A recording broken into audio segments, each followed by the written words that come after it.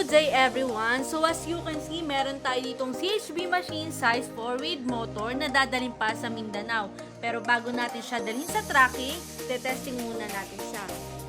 Meron na siyang 4 na butas, tamper, yung clutch, yung handle, yung kahon, at syempre kailangan natin ng paleta. So we're going to demonstrate how to produce blocks using this CHB machine. Dito sa kahon, ilalagay yung mixture ng dry packs.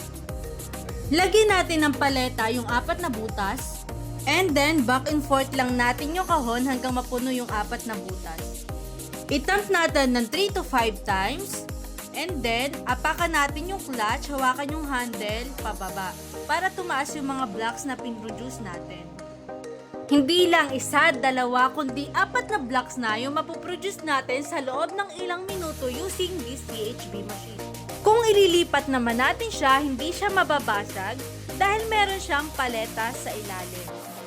I would like to say thank you Sir Asna Ezekiel from Mindanao sa pagtitiwala. More blessings and God bless po.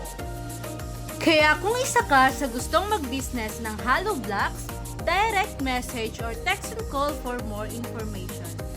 We deliver anywhere around Luzon area. We ship to Visayas and Mindanao. Kaya ano pang hinihintay mo? Arat na!